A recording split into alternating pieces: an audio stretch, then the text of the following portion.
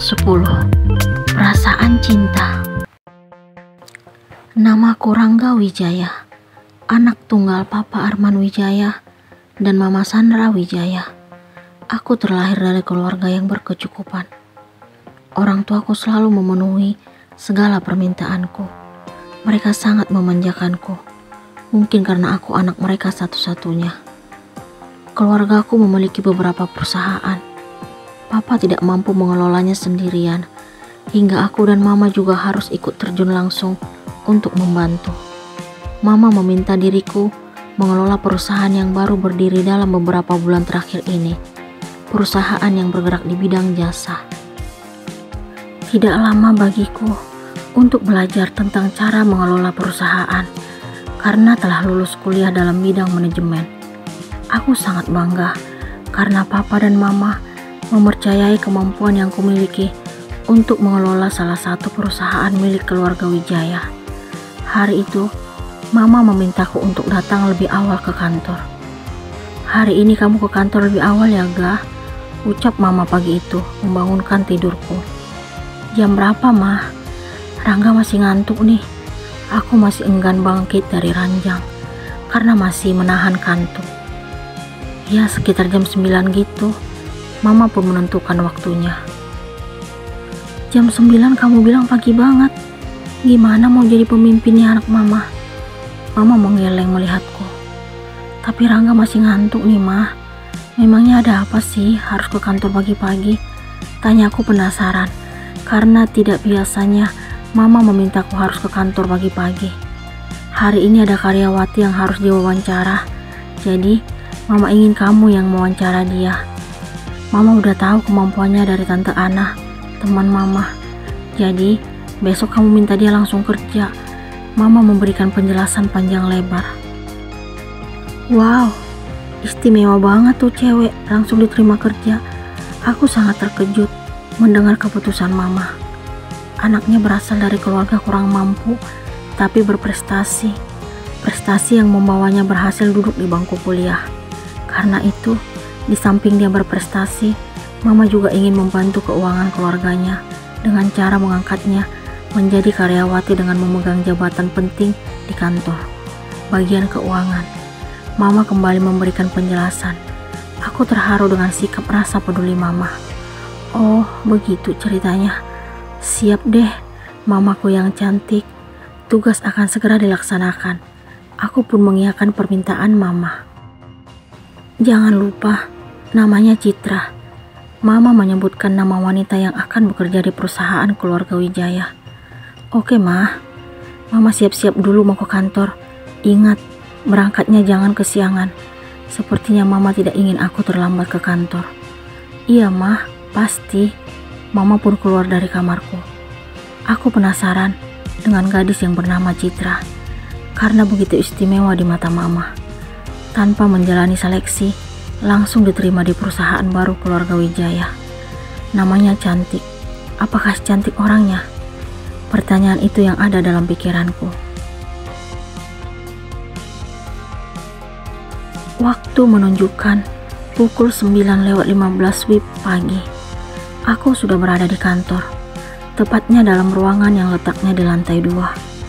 Tidak menunggu lama, terdengar suara ketukan pintu. Berdiri seorang gadis yang tampak lugu, tetapi sangat cantik. Dia sudah tiba di kantor sebelum jam 10. Aku menyukai penampilannya yang polos, tetapi menarik. Dia mengenakan kemeja putih dengan bawahan rok berwarna hitam. Aku memperhatikannya dari ujung kaki hingga kepala. Dia begitu memesona. Aku pun segera memastikan apakah benar dia yang bernama Citra. "Silakan duduk." Aku memintanya duduk.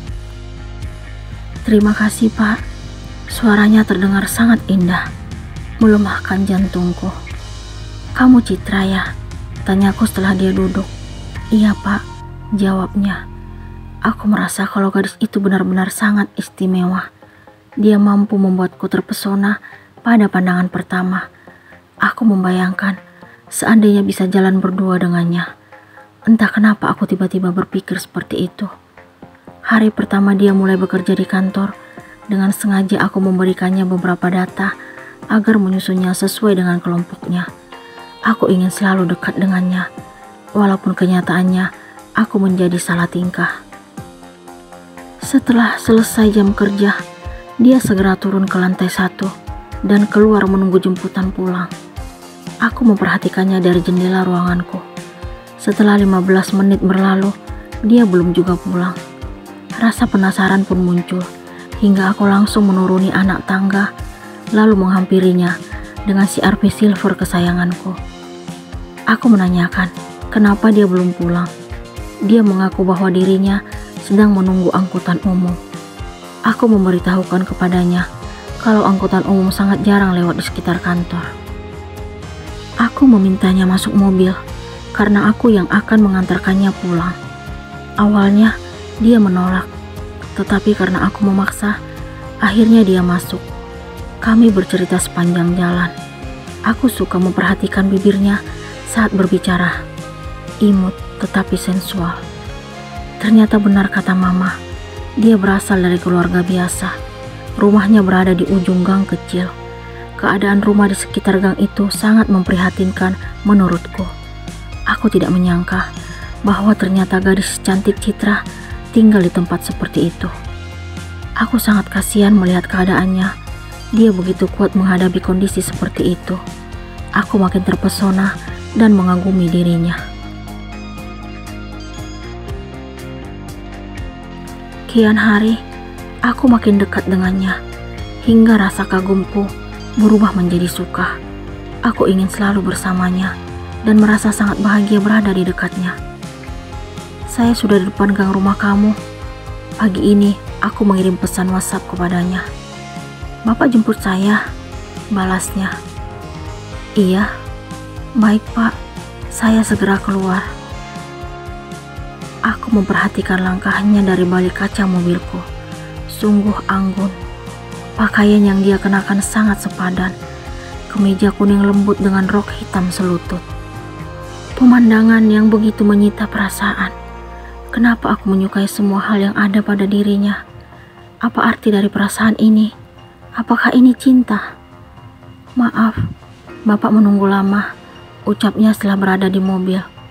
Tidak apa-apa, aku memberikan senyuman kepadanya. Kenapa Bapak repot-repot jemput saya?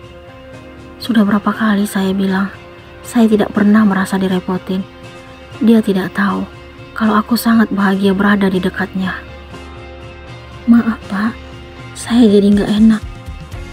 Selama perjalanan ke kantor, kami bercerita banyak. Aku selalu memperhatikan setiap dia bicara. Lips gloss yang dioleskan di atas bibirnya menambah keanggunannya. Aku sangat tertarik.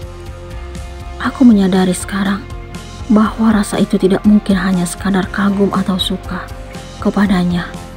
Perasaan yang kumiliki untuknya sudah sangat mendalam. Apakah dia memiliki perasaan yang sama denganku? Aku lihat selama hampir 3 bulan ini, dia selalu bersikap biasa saja kepadaku. Sikap yang dia tunjukkan hanya sekadar antara bos dan bawahannya. Aku tidak dapat memahami sikapnya dan tidak mampu menebak perasaannya. Kamu sudah sarapan? Tanyaku.